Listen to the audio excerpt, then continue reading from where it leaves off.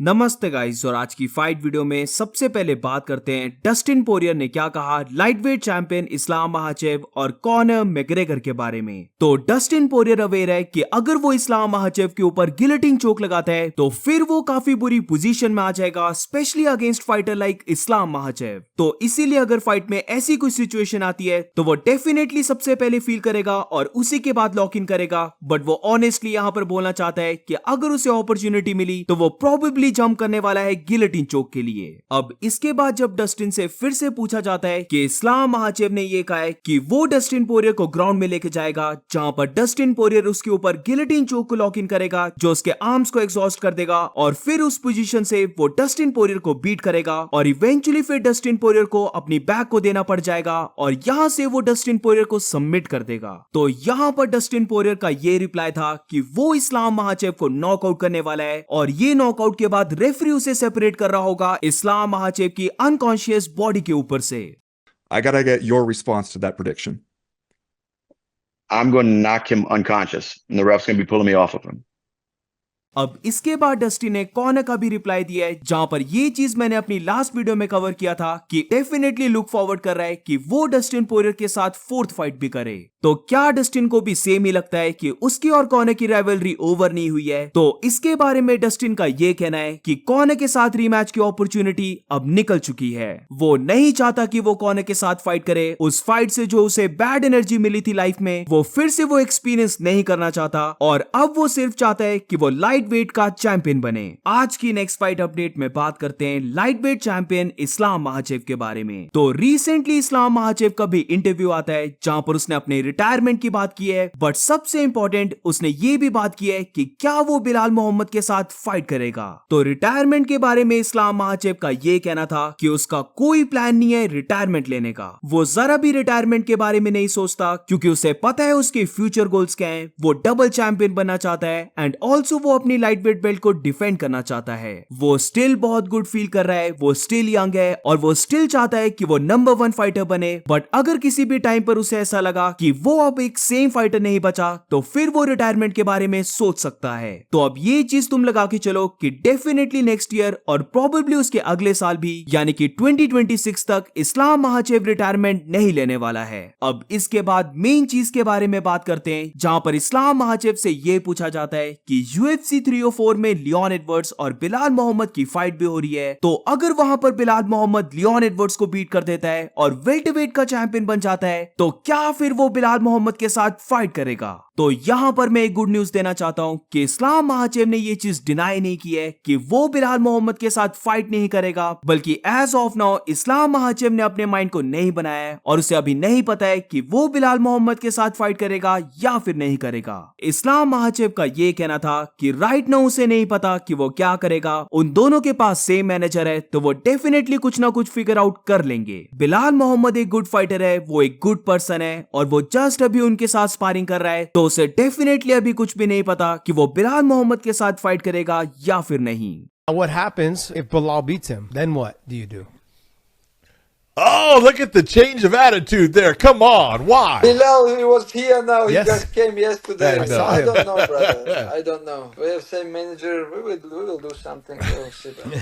मुझे तो पर्सनली ऐसी फीलिंग आती है कि इस्लाम महाचेव बिलाल मोहम्मद के साथ फाइट कर लेगा, क्योंकि बिलाल मोहम्मद एक दागिस्तानी नहीं है, और जहां तक मुझे लगता है कि इस्लाम महाचेव सिर्फ एक दागिस्तानी फाइटर के साथ फाइट नहीं करेगा। वेरस अगर बिलाल मोहम्मद या फिर इवन शाफकात राखमनोव भी, क्योंकि ये भी चीज नोट करने वाली है कि शाफकात भी बस एक ही फाइट दूर है अपने टाइटल शॉट के लिए। तो बेसिकली आई थिंक दोनों में से जो भी फाइटर होगा इस्लाम महाचेव उसके साथ फाइट कर लेगा। ये इस्लाम महाचेव की ड्रीम है कि वो वेल्टरवेट चैंपियन बने, तो आई डोंट थिंक सो कि इस्लाम महाचेव बिलाल मोहम्मद के लिए अपनी ड्रीम को क्रश कर देगा। मे भी ऐसा हो सकता है कि वो थोड़े टाइम वेट कर ले और बिलाल मोहम्मद को एक और फाइट करने दे, जहां पर बेसिकली वो ये देखे कि क्या बिलाल मोहम्मद अपनी बेल्ट को डिफेंड करता है या फिर वो बीट हो जाता है, और फिर उसी के बाद इस्लाम महाचेव वेल्टरवेट डिवीजन में मूव करे। अब बिलाल मोहम्मद की बात लगी थी तो आज की नेक्स्ट फाइट अपडेट में बात करते हैं वेल्टरवेट चैंपियन लियोन एडवर्ड्स का क्या कहना था Belal Muhammad and also Conor McGregor के बारे में। तो बेसिकली यहाँ पर लियोन एडवर्ड्स ने बिलाल मोहम्मद को ट्रोल ही किया है, जहां पर जब लियोन एडवर्ड्स से ये पूछा जाता है कि क्या ये चीज ट्रू है कि UFC 300 में उसे 3 फाइटर्स ऑफर हुए थे, तो यहाँ पर लियोन एडवर्ड्स रिवील करता है कि ये चीज ट्रू है कि उसे हमजा चिमाएव, शाफकात राखमनोव और इवन इस्लाम महाचिव की फाइट भी ऑफर हुई थी,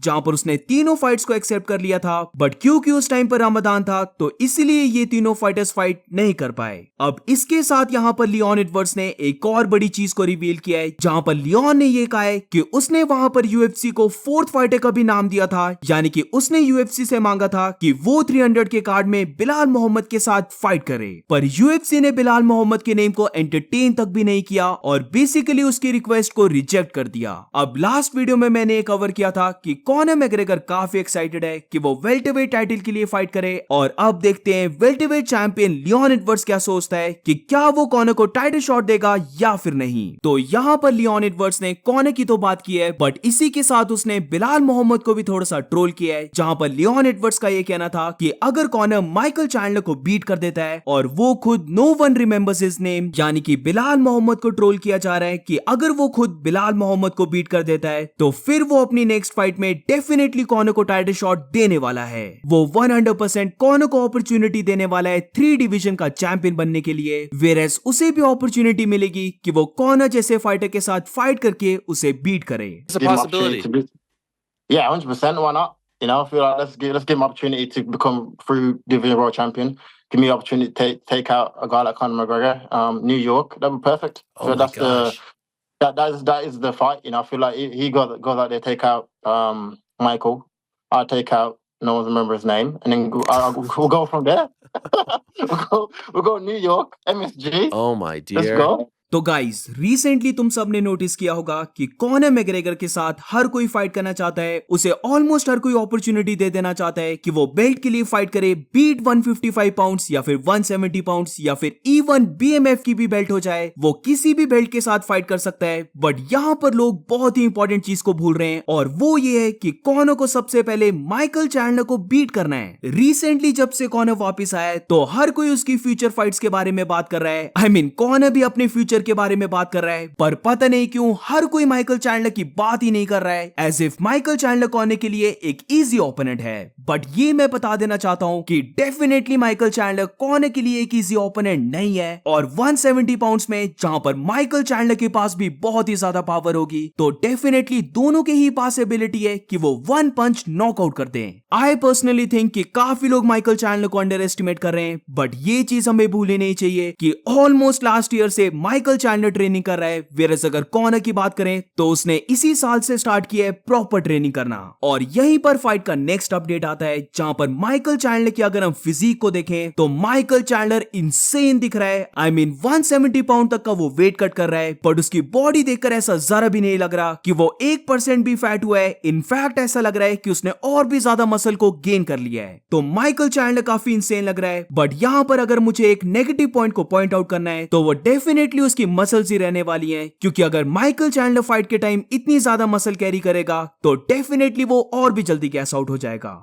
वैसे तो दोनों ही फाइटर्स 5 राउंड्स तक फाइट नहीं कर सकते बिना गैस आउट हुए, बट पता नहीं क्यों मुझे ऐसा लग रहा है कि अगर ये फाइट लेटर राउंड्स में जाती है तो कॉनर मैग्रेगर दोनों के कंपैरिजन में एक ज्यादा फ्रेश फाइटर होगा, वेयरएज माइकल चैंडलर का मैं हाईली डाउट करता हूं, और मुझे लगता है कि माइकल चैंडलर बहुत ही ज्यादा फटीक हो जाएगा। आज की नेक्स्ट फाइट अपडेट में बात करते हैं women's flyweight champion Alexa Grasso और वैलेंटिना शेवचेंको के बारे में। तो कोई ना कोई हमेशा लगे रहता है ये पूछने में कि एलेक्सा ग्रासो की फाइट कब होने वाली है, उसका जो दी अल्टीमेट फाइटर था वैलेंटिना शेवचेंको के साथ वो कब रिलीज होगा। तो इस चीज को लेकर एक गुड न्यूज है, क्योंकि रिसेंटली ये अपडेट आता है कि एलेक्सा ग्रासो और वैलेंटिना शेवचेंको का दी अल्टीमेट फाइटर जो हुआ है उसकी रिलीज डेट आ चुकी है, जहां पर ये सीजन रिलीज होने वाला है 4 जून को। और अगर फाइट की बात करें तो अभी तक दोनों के बीच में फाइट तो कंफर्म नहीं हुई है, बट काफी ज्यादा चांसेस हैं कि इन दोनों की फाइट UFC 306 जो स्फेयर का इवेंट है वहां पर होने वाली है। और इसी के साथ वीडियो को एंड करते हैं। अगर तुम्हें वीडियो अच्छी लगी हो तो please make sure to like subscribe. मिलते हैं नेक्स्ट वीडियो में।